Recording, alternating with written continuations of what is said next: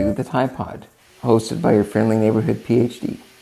Hi, everybody. It's another edition of the TyePod, and I'm excited today to be joined by John Scurto, who is a friend I've known for probably 3 or 4 years now, at least. I think we talked early on, and I know you definitely have a lot to share about disability advocacy and experience, and we both have a background working with Laughing at My Nightmare, so I'm sure we'll get into that a little bit as well. And it's great to have you on, John. Looking forward to having a conversation with you. Thank you so much for having me, Ty. It's a great honor. I appreciate it. Yeah, same here. Sure appreciate all the effort you're doing and coming on and talking about your story a little bit. But yeah, I guess starting out, I kind of like to do a little bit of an icebreaker, but it's turned into something that is actually maybe a harder question than most for the rest of the podcast. But do you have a song that you kind of feel is one that maybe speaks to you as kind of a theme song, or one that's just meant something to you over the years, with your experience? Ooh, that's a really tough question. Um, I would say that right now, I don't really have a one specific song, but I've been listening a lot to the new Weekend album that came out this year. It's called Hurry Up Tomorrow. Mhm. And honestly, I love the album. I play it from front to back. So I just literally when I have work to do on my computer, hit start that first song and just play it all the way through. And as a big Weekend fan, with this album potentially being his last album as a Weekend, it's bittersweet because I would definitely love to see some Oh more yeah. albums from the Weekend, but ultimately, not everything lasts forever. So it was definitely, it's a great album, great, journey by an artist that I really admire. And yeah, have you heard the album before? Or? I haven't heard their newest one, but I have enjoyed some of their music in the past, and I had no idea that that was looking like the last album that they would put out together. That's interesting, but I relate. Like when a band that you really love is taking a break or kind of splitting up. That is a bittersweet thing. I feel like, the Weekend, I think that he's trying to, with this album, maybe close a chapter into, you know, his identity in terms of what his previous music, the topics that would be discussed in songs. So I feel like it's just a new chapter. So Yeah, really excited to see what things are going to look like moving forward. yeah, same here. I'm definitely going to look into their new stuff and see what's on there. But yeah, I miss the days of albums like that. It seems like there's fewer ones now that you can just start up on song one, listen to the whole thing, and keep just doing whatever you're doing. It seems like that was a thing for me with the CDs back in the day, which yeah, I assume most people that are listening in know CDs still, but yeah, I remember the days of wearing those out, for certain artists for sure. Yeah, I mean, do you have any songs that you're listening to as of late that My taste is so diverse. It just kind of depends, but I always at least have some kind of grunge type rock from, the 90s, basically, from like Soundgarden, Audio Slave, those kind of bands, like that's always in the rotation a little bit. And then actually I saw Rob Thomas in Nashville. So that's one thing about being in Tennessee. I get more access to music concerts and stuff. So he's been a long time favorite too that I kind of keep going back to as well. oh, that's awesome. Yeah. So cool. Yeah, but yeah, it's cool always to see how much, emphasis music has within kind of everyone's lives. It seems like it really helps to get through troubled times for sure. Yeah, so I guess kind of leading off of that, I was thinking if you could share just a little bit about, you with your journey and kind of anywhere you want to go with your story, starting out with some highlight things, and then we can dive into some specifics after that. For sure. So I'm John Scurto. I'm 28 years old. I live in South Florida. I have a form of muscular dystrophy called spinal muscular atrophy. I've basically been a power wheelchair user my entire life. Um, I come from a very big Italian family. Mhm. Holidays are very loud. There's a lot of food, but it's always a great time. And, family is definitely a very big part of my life. As far as like hobbies and what I do in my free time, I'm a sports fanatic, which I'm not sure if you can see behind me. I got a lot of sports and memorabilia. I Hmm. feel like sometimes I feel like my room is like a sports museum with just everything that's around me. Um, yeah, and then I think it was a great way you kicked off the conversation talking about music. I really do enjoy listening to music and watching movies, and yeah, and of course just playing video games as well is something that I enjoy too. Yeah, yep. I know that you and I have talked a little bit about, some of those areas before, and I know that we both share some sports interest as well, and yeah, it's something to be kind of as an escape, I feel like to, just kind of get away and get lost in the game or whatever, and the competition of it's kind of cool. So I definitely relate to you there, but it looks cool. I really appreciate your sports memorabilia setup and everything. That's pretty awesome. Well, thank you.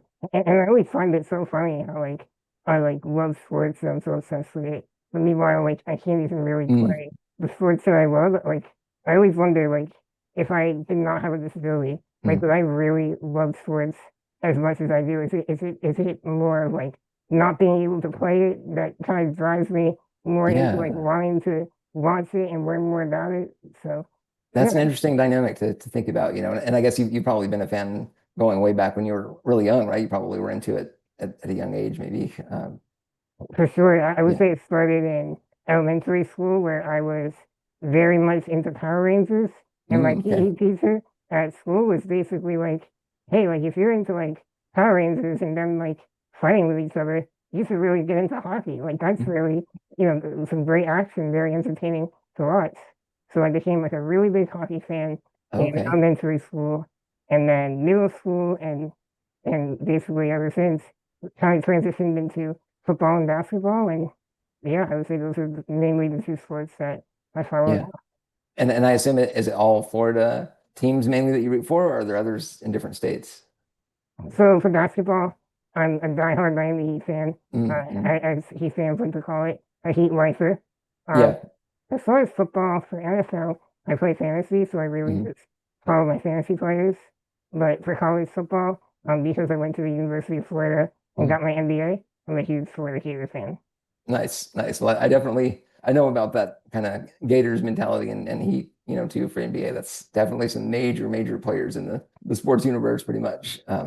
Actually, that's a good segue. I was going to ask you about your experience in college and getting your degree and everything. Like, what was that like? And if you want to just kind of give, I don't know, like your overview of the experience of going to college with a disability and how that was to navigate, just however much detail you want to give on it. Sure, no, that's a really great question. I would say that because I was not really able to play sports competitively, that I sort of made academics my Mhm. own personal sport. So I would say like it's like during my time like in high school and then especially in college, I really tried to do the absolute best I could and really like set these super like lofty goals for myself and Mhm. really just try and tackle them with everything I got. So like in undergrad, I went to Florida Atlantic University, in the same city that I live in, and yeah, academically did very well. I graduated as valedictorian of the honors program with a 4.0 GPA. Um, and then extracurricularly, super involved on campus. I was a leadership and service ambassador on campus where I facilitated leadership workshops for students on campus. I Mhm. was vice president of an honor society where I just led a lot of initiatives for the honor society to get students involved and create a community amongst the students.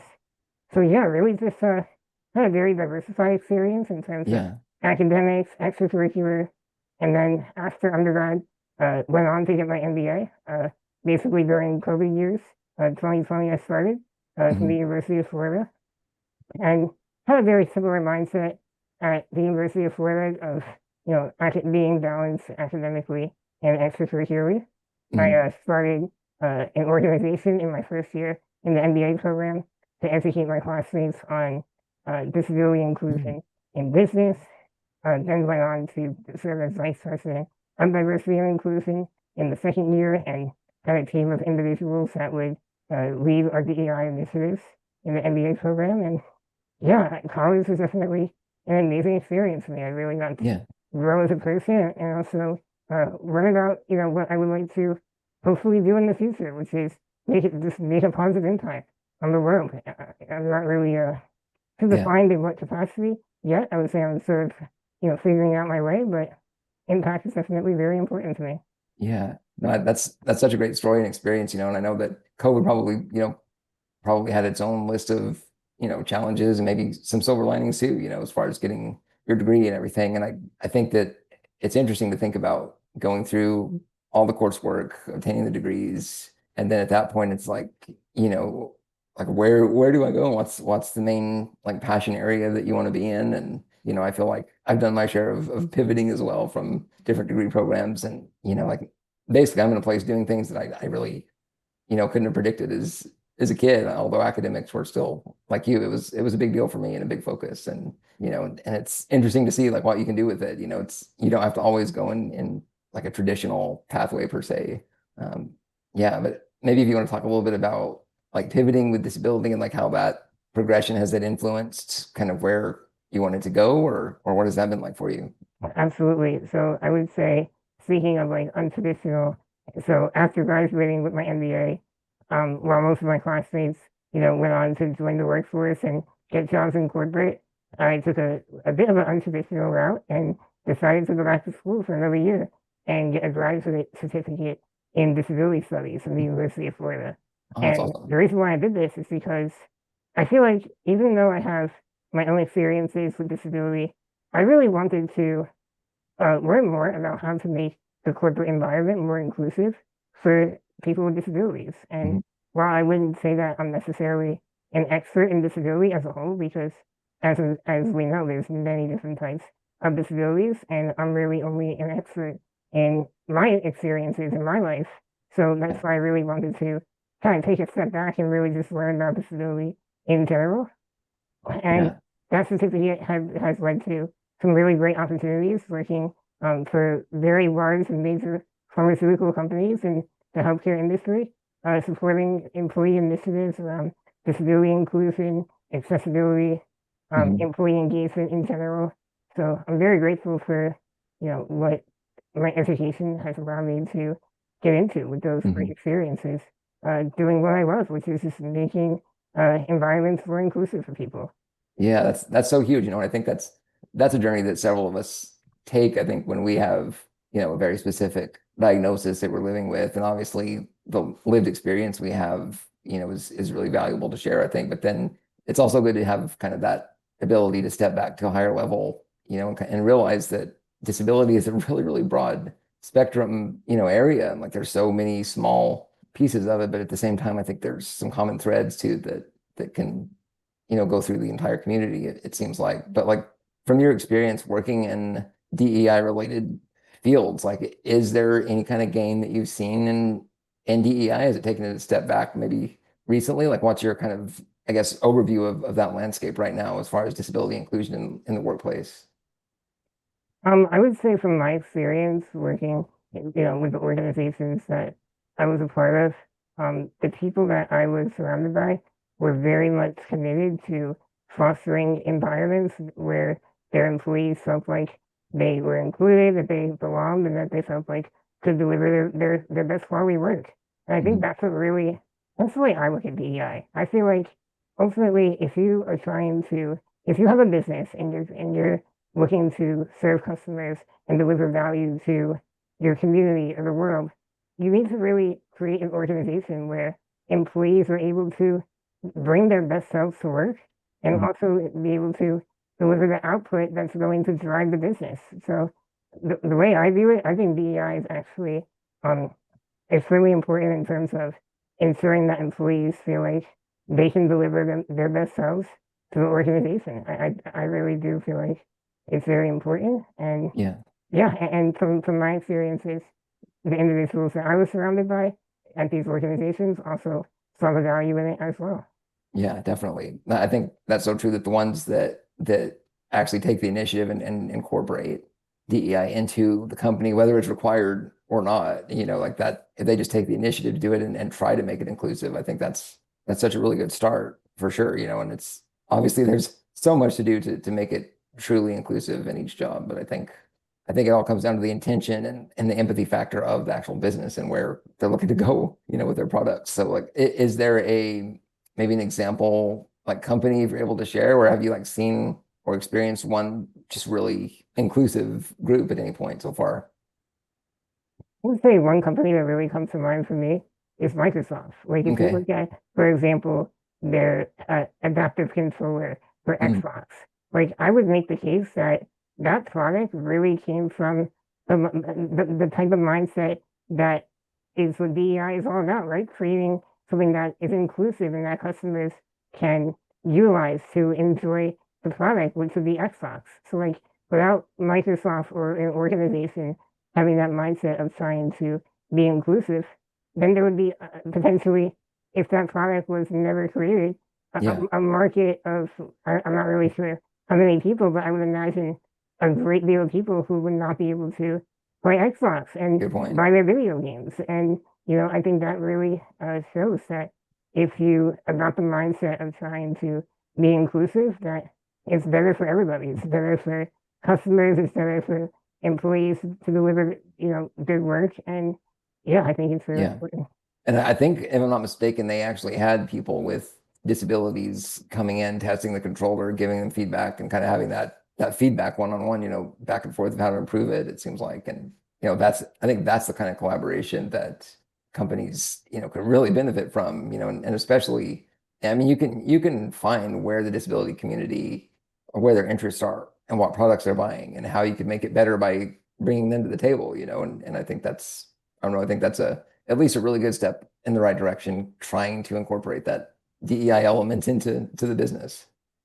Yeah, I mean, I would say, we live in a very diverse world where everybody has experiences and knowledge about Yeah. maybe different topics that can ultimately be shared to help business with creating different products. I don't even think it's just around disability, but I think it's just people in general. I think really good business practices will, really stem from having a lot of different people who can add value to the conversation. Yeah. And ultimately, I think that creates good collaboration amongst teams.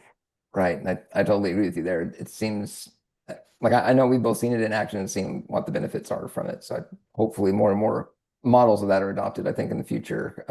That actually made me think of kind of a segue from, obviously whatever companies, organizations we're working with or anything, we have like experiences, we have like maybe accolades or achievements that we kind of, I guess, end up with a list of different things that about us that makes us unique. But I know you and I talked a little bit about the labels discussion and, how with disability, there's maybe sometimes added pressure to feel like you need to be an expert in some other area, you know what I mean, to go along to almost validate yourself or your voice. But if you want to talk a little bit about kind of that idea of a label and maybe like how you've evolved to the point of looking at it different than you did before, maybe. Absolutely. I would say that in terms of labels, my view is like, okay, even though, yes, I have a disability and I have, SMA, like that's just really one part of my Mhm. identity. Like I am so much more than just a person who uses a wheelchair and has a disability. Like I have a lot of hobbies. I have a lot of interests. So really I try to just kind of look at it as like a comprehensive view of like Yeah. kind of like a pizza. A pizza will have eight Mm. slices. Well, maybe one or two of those eight slices for me have to do with disability. That doesn't mean that just because one or two of those slices define the rest of the pie. Like it's Mm. definitely a huge part of who I am, but it's not necessarily all that I am. It's just Yeah.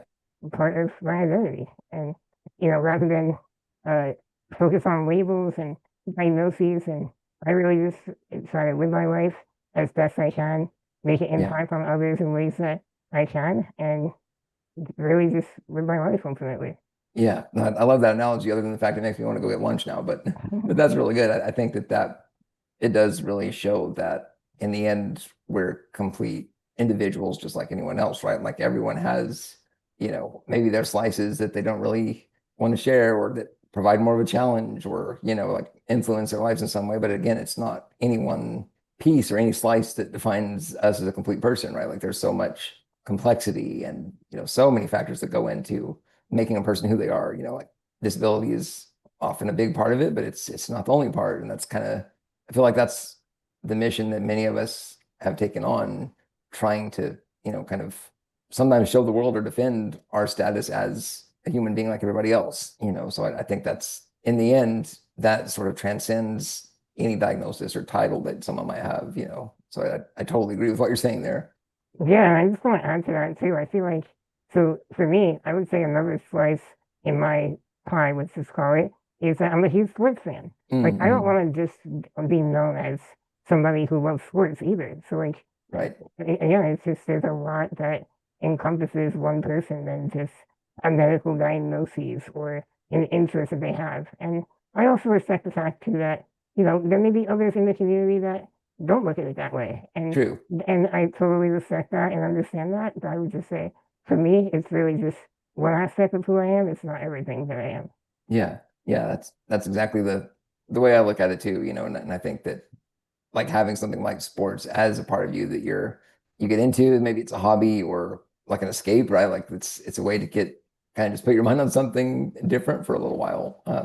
But I actually I'm curious, like as a sports fan, what do you think is the reason that you're drawn to it? Like, is it the teamwork aspect? Do you think it is something to do with maybe, in a sense, maybe you're playing that like one of the players or something? I've even done that in the past of like it makes me almost feel like I'm in that space for a while or something. But if you want to talk a little bit about just kind of like what it does for you or why you're into it so much. Yeah, I would say that if I had to, really reflect on it, I think it really comes down to striving towards something or like Mm, achieving a goal. I think that's what really draws me into sports is that I really admire how teams, work together to accomplish a goal of winning that game or winning a championship. And if you look like the way good sports teams are, everybody has their role or certain strengths that add value to the team. And I really admire the strategic aspect of mm, sports of getting a diverse group of players that have different talents and strengths, and then almost like configuring it into like like a very strategic process of yeah. figuring out how to win games. I just really admire that about sports. Um, and totally relate to what you were saying before. Like as a kid, like I used to drive around my wheelchair around the house and Mm. envision that like I was like playing basketball and like, anybody watching me would be like, why is he driving like up and down the hallway just Yeah. randomly? Like, what is he doing? Like for me, it's like I was playing basketball like in my head. Like it's just Yeah. I love it. Yeah, that actually that's reminds me of like the video game world too, where it's almost like you do get to step into that space and imagine being in a different, different setting and doing different things like that. So I think that has a lot of appeal for sure with a lot of our community. Like I know for me growing up, that was a big thing to be able to, experience like sports, video games, that kind of stuff. I think it did help for sure. Yeah, I would say video games have really, helped fill that void of not being able to play. Like Yeah. I would say really the only games that I play are sports games. Mm. And honestly, like if I did not have a disability, rather than play video games at night, I would probably just be outside the shooting Play hoops those or sports. Yeah. yeah, like Yeah. I think that's definitely like the substitute for me of Mm. not being able to play, sports competitively. Like I'll just play a video game and it Yeah. does a pretty good job of filling the void. Yeah, definitely, definitely. And I think that the technology has obviously been, overall it seems like it's been improved and the experience is I think better than it was even, 5, 10 years ago with it. So it's cool to have that kind of outlet, I guess, for that experience that you can, kind of have in your day-to-day life basically. Um, For sure. Like I yeah. would say like for me, because my condition is progressive, like I would Mm, say as, the years sort of progress, it does kind of get harder for me to play my video games, which is, mhm, something that has been a challenge. Like, now really there's only about maybe 3 or 4 buttons that I'm able to actually mm. press with the controller, where in the past I was able to press a lot more buttons and, you know, I would say I was definitely a better player in the past. And Mhm. now I really just try to not necessarily play competitively against other people online. It's really Which just is a whole different yeah, side. Yeah. yeah, absolutely. Yeah, no, I definitely get what you're saying there. And even, thinking about sort of my experience with using a computer or a keyboard or, like touch screens, like all of that has drastically changed, I think, for me over the years with the progression. And, it's something we kind of have to continuously be ready to adapt and, try to find a system that works. And sometimes that means we have to cut out features or areas that we maybe don't want to. But I'm curious your sort of perspective with that self-acceptance and realizing that, there's basically different versions of you as you go through the experience with something like SMA. Like if you want to share just a little bit about your, I guess, mindset on how to approach that. Yeah, I would say for me, I really just take it one day at a time and just Yeah. understand that this is maybe the evolution of my life. And like, look, at the end of the day, whether somebody has a disability they're not. As people progress and get older, there's going to be things that maybe they're not able to do. Mhm. Like Disabled or not, right? yeah, so like that's the way I look at it. Maybe for Yeah. me and for others with physical disabilities, it looks a little bit differently. Um, I really don't necessarily get frustrated or get like down and depressed. For Mm. me, it's about okay, I'm gonna accept what is, and I'm going to figure out a workaround and figure out a way to still accomplish that goal. It might look a little bit differently, but Yeah. that's okay. Like I'm ready for anything basically. Yeah. Yeah. I'm not gonna let it stop me. And like And I like that it's not like it doesn't try to force, anything really like I need to be able to, make sure I keep up with these three things or otherwise like life is failure or something like that, like it's a constant mindset challenge. And I think many of us, I think we learned those things maybe at an early age with a progressive disability that we do process it maybe in a different way. And that's, I mean, that's not to say that there's one right way to handle it, even with the disability community, like there's so many different experiences, I think, with it. But in the end, it's like I do think that day at a time mentality works much more often than not, at least from my experience. yeah, and like I would say, given that like the condition that I have is, a very slow progression, it's not Mhm. like I wake up one day and it's like, oh, now I can't do this. And Right, like right. I gotta like change like, in the blink of an eye. It's almost like things happen like so like gradually and Yeah. slowly, where it's like if you look at it big picture, it's like, oh yeah, like maybe, a few like 5 years ago I was able to do that Yeah. without problem. And now it's like that's a little bit more of a challenge. But at the end of the day, like for me, like that's life. Like I'm going Right. to adapt and I'm going to figure out workarounds and whatever it is, like that's okay. Like Right. this is my life and that's fine. Yeah, and in some sense, I guess that gradual progression is in a way nice because you can adjust, you can see things maybe happening, in the future that you can plan for now, which is nice. Not everyone has that um that part of their lives, I guess, where maybe they were disabled just all of a sudden one day in an accident or something, and then it's a much different story and different experience there for sure. Yeah, like I mean, look, I have conversations with people sometimes and they may not have any familiarity with disability and they like Mhm. see my life as like something that's like, very admirable and Mhm. just can't imagine living in a wheelchair. And it's like for me, like this is all I know. Like the Right. same way like you're like somebody else is able to walk and stand, like that's what they know. Like it's just like this is sort of my baseline and like I don't look at it as like this like really, you know, very different way of life. Yeah. Because for me, this is really all I know. It's my only way of life. Like Right. I can't imagine at this point being able to let's say walk and run and stand. Like that would be very different for me from my baseline. True. Yeah. That's a really good way to put it. Yeah, I like that perspective a lot because it's everyone does sort of have their own baseline. Maybe that's an individual like trait that we all have for sure. Yeah, Yeah, that's really good. like imagine if somebody, let's say, was, a really fast runner and now like they can't run as fast. Like their Hmm. baseline, they're gonna look at it as like I used to be able to run really fast. Now I can't. A big part of my identity and who I am maybe has changed.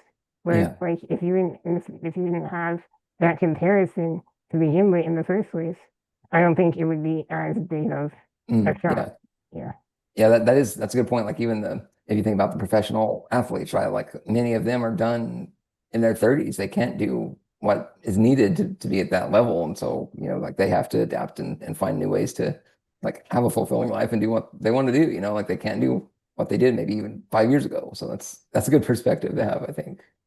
Absolutely. Yeah. I was wanting to ask you a little bit about your experience with Laughing at My Nightmare as a nonprofit. You were, board chair of that program for several years, and if you want to share a little bit about that experience and what it was like for you, and yeah.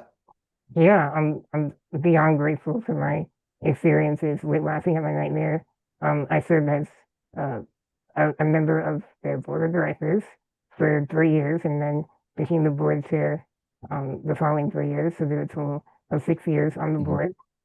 My introduction to Laughing at My Nightmare came in 2017, and this was actually when I received my official diagnosis of Mhm. having SMA. Um, Around that time, new treatments were coming out for SMA, Mhm. And I did not have like that official definitive diagnosis because I have like a very rare case of the Yeah. condition. So my genetic testing was coming back that I did not have the disease. And then ultimately, around that time when treatments were coming out, I got retested and found out that I have like a very, very rare case Mhm. of SMA. And somebody was telling me about the book, Laughing at My Nightmare, written Mhm. by Shane Burkoff, who is the founder of Laughing at My Nightmare. And after reading that book, first of all, the book is hilarious Mhm. for those who have read it. And Highly I felt, recommend that one. yeah, it's a phenomenal book. And after reading it, I'm like, oh my gosh, like literally like 80% of the stuff written in this book, like could apply to my life. Like I Mhm. feel like I don't even think I could write a book at this point just because Shane basically wrote a It would lot of be too stuff. much like his book. Yep, absolutely. Yep. So then since then, really, I just started following Laughing at My Nightmare, and Mhm. I saw there was an opportunity to get involved and join the board, and it was an amazing experience. I got to help a lot of individuals through reviewing grant proposals and just providing people with the equipment and resources that they need, and ultimately developed a scholarship program, which has really been a great impact for the organization and for the community, and really excited to continue seeing the impact that it's provided. Yeah.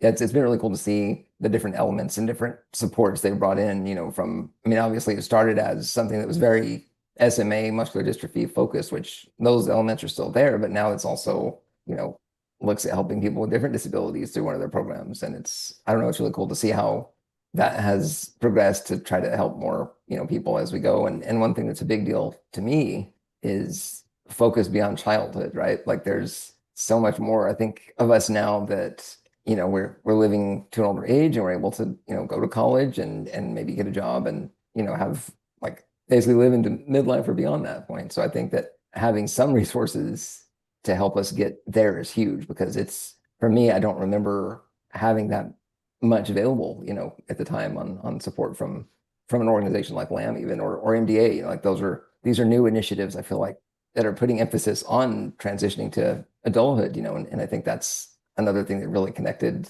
to me, looking at that organization and realizing, oh wow, they can make a big difference, by helping people to get to that point when they have a disability.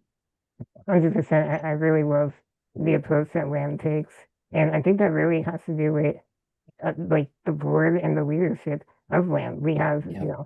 where the organization has great minds behind the company and the organization in terms of like different experiences. Of course, we you're on the board. We have Seam who has experience with SMA. I was Mhm. on the board as well. So there's a lot of really great contributors, I feel like, that can add value to the organization through their experiences and figure out like what were maybe some gaps that they experienced during their Yeah. childhood and upbringing, and figure out how to try to fill those gaps as best as possible through the organization. Yeah. Yeah. Those gaps are there's still a lot of them out there, but I feel like, organizations like LAM are filling in a lot of those spaces now. And it's cool to see kind of how it takes off, and I'm looking forward to hopefully it, is able to keep growing and helping more and more people. It's a good program. I think it's making a big difference. Absolutely. And that's why I really love the scholarship program specifically, Yeah. because I feel like this is allowing, one, this is investing in the future leaders of, our country, our world, whatever Mhm. you want to call it, because as, data shows and statistics have shown, like education really unlocks a lot. It unlocks, independence, it unlocks Mhm. financial stability, employment opportunities.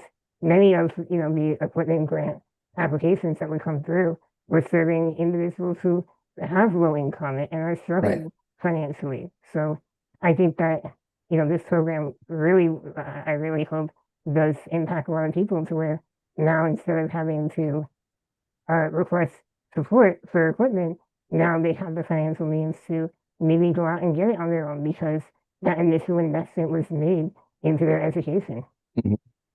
Yeah, and I mean when that investment's made at that point, it really does open up, so many doors I feel like that weren't there before. So that's a program I'm definitely, it's near and dear because of, my awareness of going through university and grad school training and all those things, like seeing it for so many years and seeing what the needs are as I met more people that have, some type of neuromuscular disease or some other, disability. It's like you see what the need is, and there's so much expense and, complexity involved in attending college for us. So hopefully that program is able to keep expanding and supporting, more people. Yes, I hope Yeah. so. Do you happen to have like any, uh, I guess, passion areas in terms of maybe some gaps that people with disabilities have been experiencing, like things that you would like to see Yeah. organizations focus more on? One really big thing is just like accommodations that are available on campus for, I mean, maybe it's just helping you to, change a classroom location if it's not accessible, or I think just bringing in some type of, I guess, collaboration to pinpoint like at this university, what are the needs going to be? And for me to, to actually get this degree, I mean, for example, if it's like say science, right? You have to actually access, like laboratories to do experiments and things like that. Like I really feel like there's a need for that growth, I guess, within universities. And I've heard of cases where, someone went with somebody else who was going to be attending a college and they went through every building and pinpointed like where are the accessibility problems and how can we, sort of help accommodate those needs. Like that's a major gap, I think, is that adaptability within each university, and obviously there's so many universities, so many programs that, and like the infrastructure often is outdated, right? Like buildings are not up to current needs, so that's for me, that's one really big one. And then obviously caregiving type, things. I think many of us can talk about that and what that expense looks like, and it's, I mean, you have to do all of that on top of getting your degree, which is enough by itself. Yeah, but those are a couple of things I see that, are kind of needs that need to be addressed more and more. Absolutely no. I think those are definitely some very large gaps that a lot of people in our community are facing, and Yeah, really hope that organizations can start to address these gaps and figure out ways to make environments and make life more accessible and yeah, inclusive for people with disabilities. For sure. yeah, yep. The gains are incremental, but there are some gains. So hopefully we see more. But no, I sure appreciate the time, John. I feel like there's so many issues we could dive into. Definitely, I definitely would be open to another episode to talk a little bit more about certain specific areas if you'd be interested. But I sure appreciate the time, and for anybody that wants to kind of know what you're doing or what's going on, is there any like platforms that you like to visit with people on, or like how do you like to interact, I guess, with the community? Yeah, the community can find me on social media. Instagram, my handle is John_Scurto. I'm sure you'll write out my last name in the description of the Hmm. podcast so people can follow. But Yeah. yeah, it's definitely a way to reach out. Yeah, yeah, well, that sounds good. Well, I sure appreciate the time. Kind of the last icebreaker, I guess. Is there something kind of coming up that you're really excited about or looking forward to in the near future? If you want to share what that might be. Yeah, I would say definitely really looking forward to football season starting next week. Yeah, Um, summer is always not a very entertaining time for me just because basketball ends in June and then there's no football in the summer. So yeah. not really a baseball fan. So uh, So there's a gap there for sure. yeah, and then Yeah, I would say overall as far as looking forward, just living life, honestly, like yeah, new experiences, spending time with family, hopefully meeting new people. I would say that's definitely what I'm looking forward to. It's just yeah. living life. That sounds really good. I think that's definitely my approach to it too. And the fall season seems to always be enjoyable for us sports fans for sure. Yes, yep, Yeah, absolutely. So I'm yeah, so grateful for you having me on your podcast. And hey, maybe there's a part two on the horizon, yeah. hopefully sometime soon. And it'd be a great conversation. Yeah, that sounds great. I sure appreciate you sharing, your story and experience with everything. And definitely, I think there's plenty more we can talk about and share. So I sure appreciate the time and definitely want to keep staying in touch and seeing what you're up to. Yeah, and just, kudos to you for creating this platform to allow, individuals with disabilities to share their stories authentically. I think, a lot of times people really struggle to find ways to share their story and advocate for individuals. And I think you've really created a great platform where people can come on and authentically just have a conversation with you. And I think a lot of listeners can really benefit from these conversations. So Hmm. congratulations on this Well, amazing I platform. really appreciate it. Like that was the mission kind of starting out, was to amplify some voices that maybe haven't had that space enough, and obviously, there are some members that have a huge following, which is awesome, but there's also so many perspectives, I think, I mean, it's just so diverse, the disability world, and so I think if I could bring a little bit of that extra awareness, hopefully it makes a difference. So Totally. yeah, well, sure, appreciate it, John. I'll be in touch, and yeah, I hope you have a good start to football season coming up. All right. Thank you, Ty. Yeah.